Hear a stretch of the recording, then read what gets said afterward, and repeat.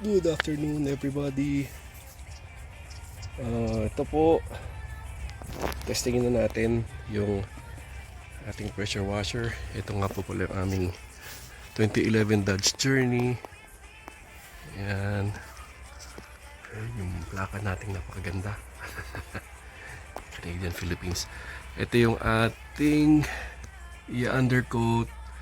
Pero sprayan muna natin, nalinisin muna natin ng tubig para malinis siya bago natin i-undercoat. Okay, ito na yung ating pail of water. Yan, i-assemble lang po muna natin siya. Be right back. Ayun po, assemble na natin. Ayun. Okay, working. Ayan, ito yung hose, na-assemble na natin. So, yung iba hindi naman natin kailangan pa. Itong for the soap, hindi natin kailangan. So, ayun. Electric car washing machine. Okay, try natin. Try natin ilubog dun yung hose sa tubig. At kung gagana siya. Ayan, sige nga. Try nga. Ayan, higop. Come on.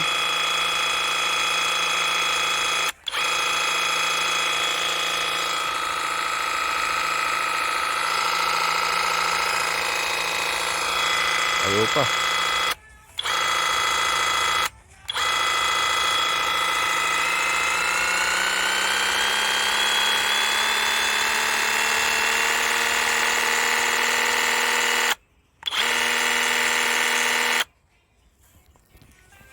Wait lang po, wait lang. Yun, napagana na po natin. Yun. Okay, wash, wash, wash.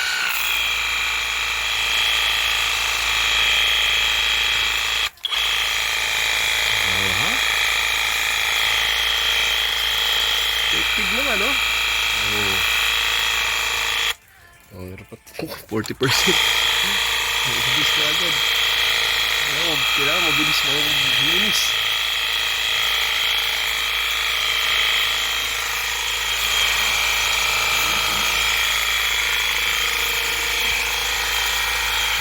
Oh, di ba?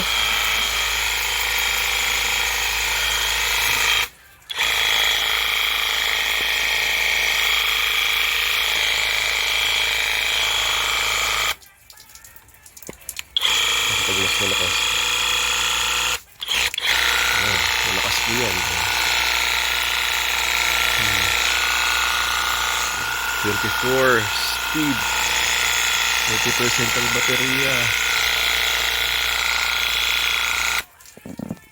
Okay. Wait lang po. Tuluin muna natin at pupunta tayo doon sa kabilang dulo.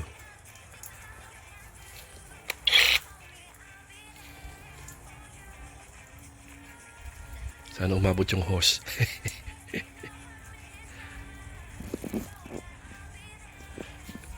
Wait lang. Wait lang. We'll be right. Okay guys, punta tayo sa dito sa bandang dulo. Para malinis natin to.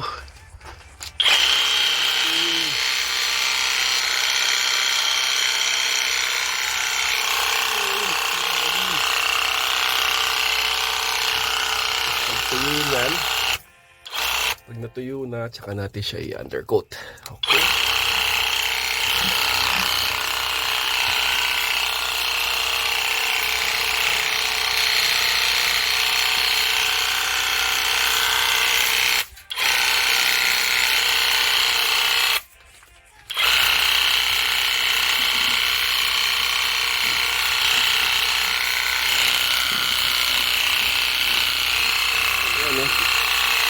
Tanggal yung kalakalaway niya. Ito pa, bilid.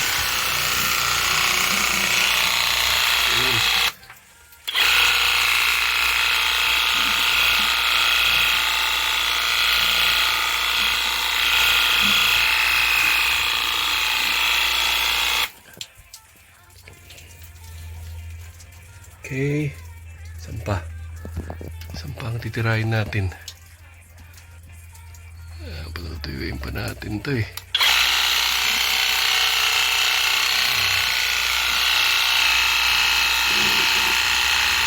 Not bad.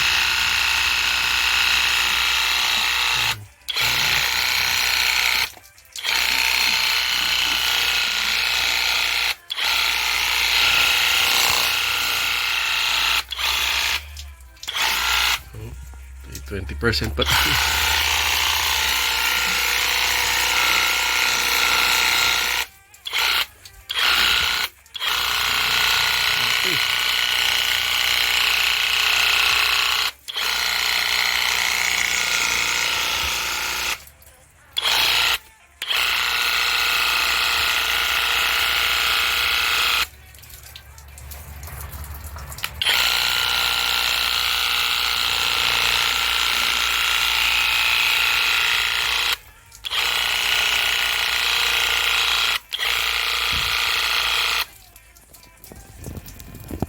Alright. Oh, at least naka-underwash na tayo. Diba? Ang ganda na pitik-pitik eh.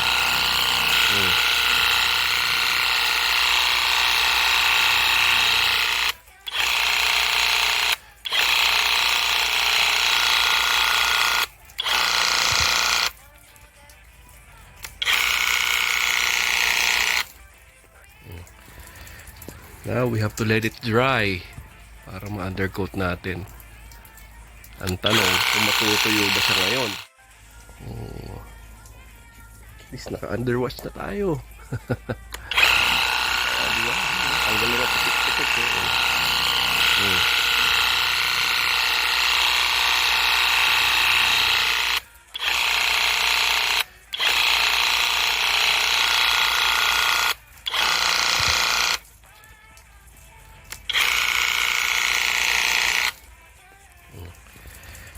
Now we have to let it dry para ma-undercoat natin.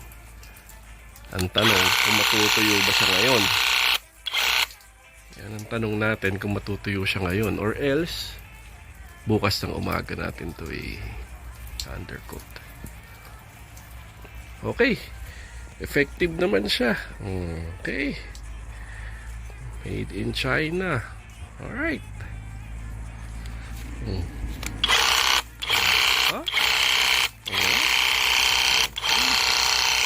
Tirahin pa natin ang tirahin.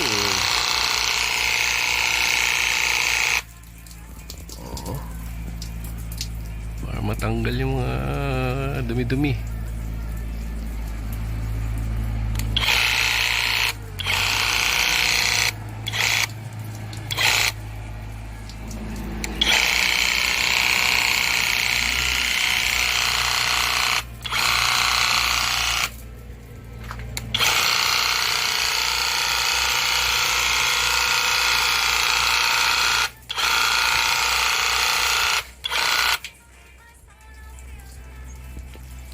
Okay. Very nice. Okay, effective siya. Alright. Bye-bye. See you sa next video and testing ng mga ating or mga DIY works natin, project sa ating sasakyan.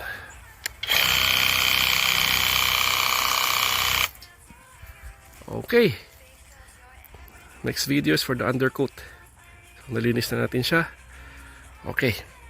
Bye! Okay guys. Meron naman na tayong project. And ito ay DIY undercoating of our 2011 Dodge Journey. Yun. So, kanina na underwash ko na siya.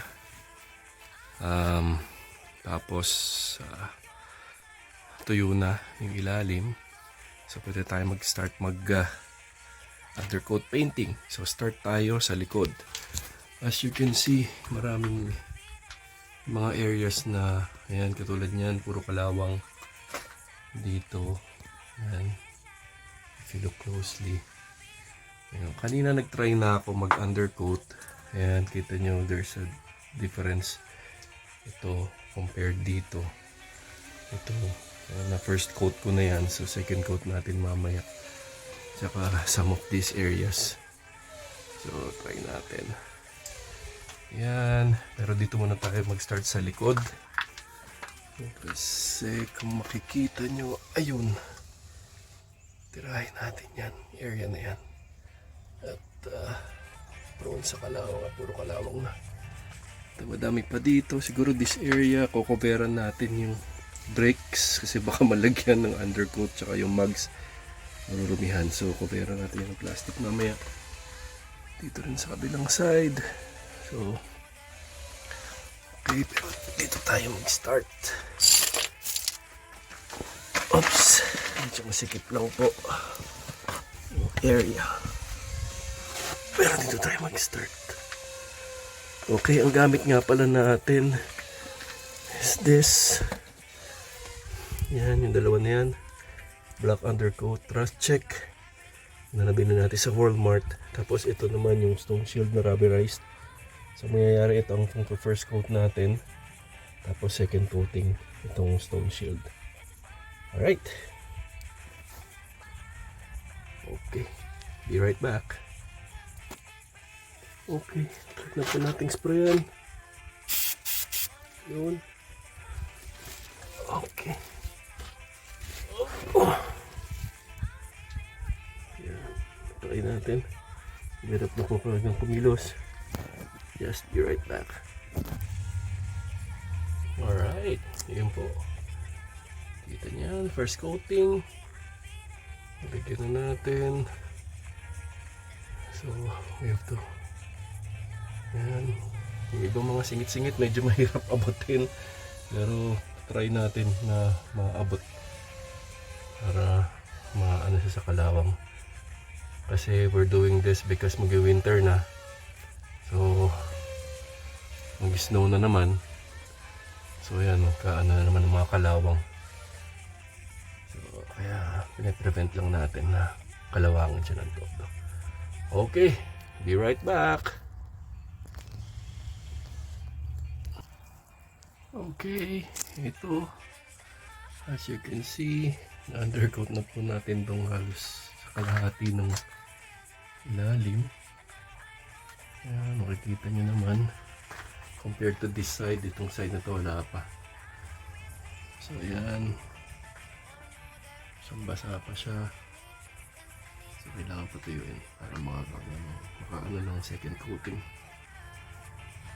Okay, naman tayo sa kabilang side. Be right back. Okay guys, ayan, as you can see, na first coat na po natin halos lahat, left and right side, mga rocker panels, first coat na yan. So we just let it dry.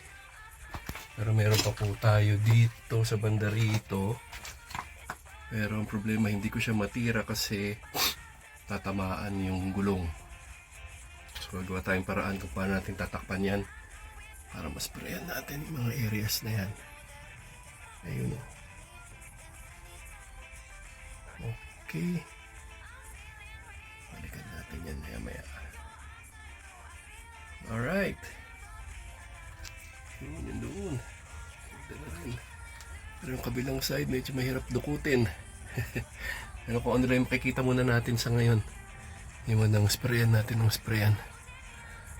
Okay. Okay, banda rito pa pala. Yan, maya. Patuyuin muna natin yung first coating. Yan, kung makikita nyo from this side.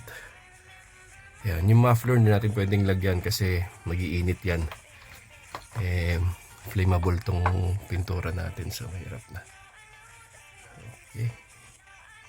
Iba ang pinturang gamit para sa mga exhaust, yung high temp. Okay. So looking good so far. Yan, panglaban natin yan sa kalawang pagdating ng winter. Okay.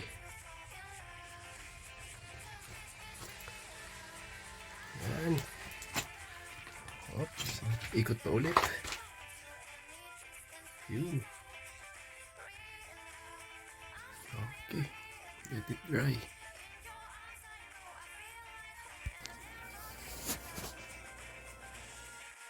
Okay. Na double coat na po natin yung ating DIY undercoating using this one. Stone shield. Yan. Rubberized yan. Alright. Okay. Yan po. Yan ang ating finished product. Yun. Ayos ba ang ating DIY? Ayan. Ito na. Lagyan na rin natin itong mga yan. Arms na yan. Okay. Prevent lang naman sa kalawang. Okay. Yan. Gusto magal-tagal pa siya. Ayan yung rocker panels. Naka-rubberize na yan. Good. Dito rin sa kabila. Rocker panels. Rubberized undercoating. Which is good. Okay. Alright.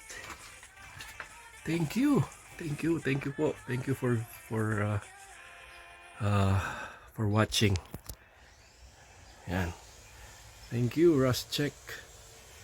Yun, no?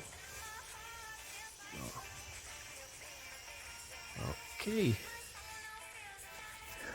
Very good. Pwede nang inspection. Okay.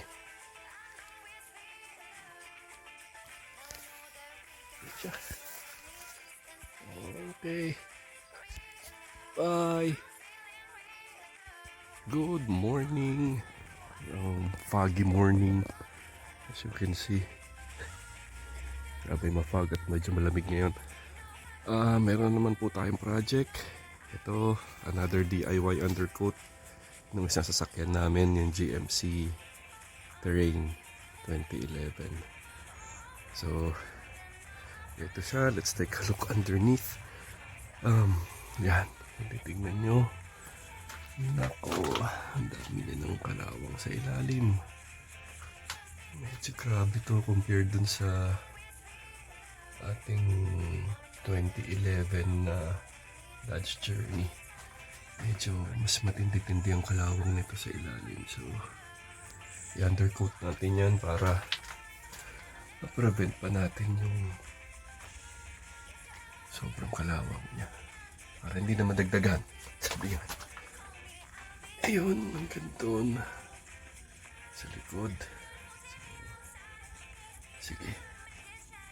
Try natin yan. Okay. I'll be right back.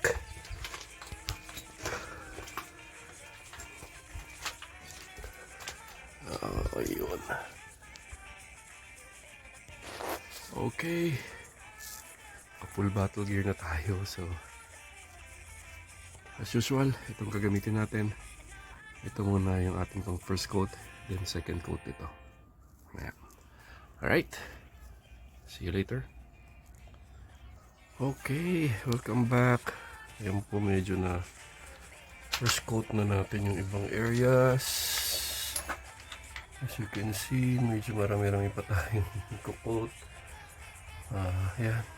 Hindi naman pwede itong exhaust pipe kasi kailangan i-coat yan. Ayun, ito yung puro kalawang kanina, so ito double coat natin yan. So ito yun lang natin siguro, tapos double coat tayo mamaya. Dito sa likod medyo marami-rami pa tayong titirahin dito. Yun, cover lang natin para mapinturahan. Ayan. Okay. Okay. See you later.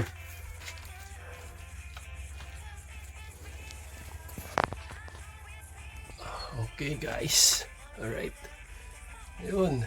Medyo na abot natin yung bandang ilalim. Pero meron pang areas na hindi masyadong tinamaan. Pero sige lang. First coating pa lang naman. So, meron lang talaga mga hard to reach areas. Pero ito yung mga exposed talaga sa Kalawang. So, anyways, as you can see, medyo nasa okay na siya. Yung rocker panels niya okay pa naman.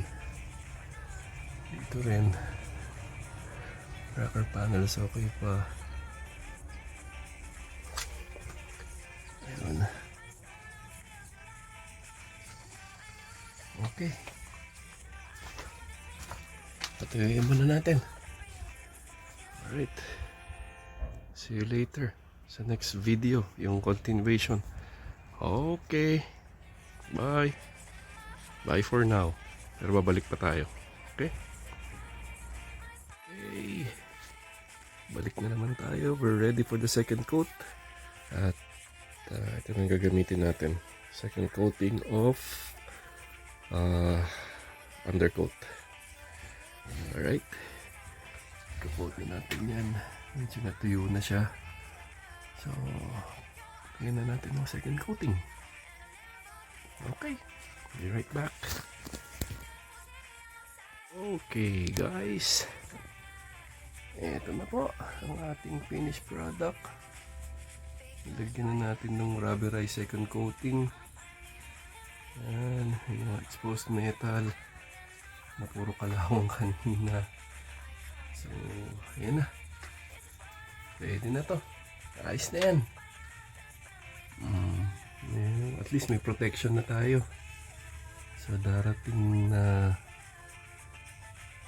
winter. So, di bali aalagaan na lang natin ito ng underwash para matanggal yung mga asin pagka winter, kasi puno na naman ng asin ng kalye pagdating ng winter season. Meron pa rin mga hard to reach areas pero di tayo pwede maglagay doon sa brakes eh. Malalagyan yung ating preno. Yan. Okay. So dito. Good. Meron dyan. Okay. Alright. Undercoating. Done.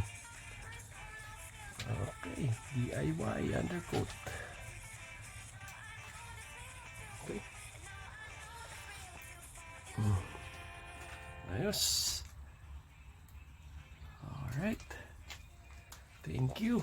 Thank you guys for watching. Ito, DIY lang naman to. Mga projects natin. So, okay. Hanggang sa susunod na project. Alright. Okay. Bye.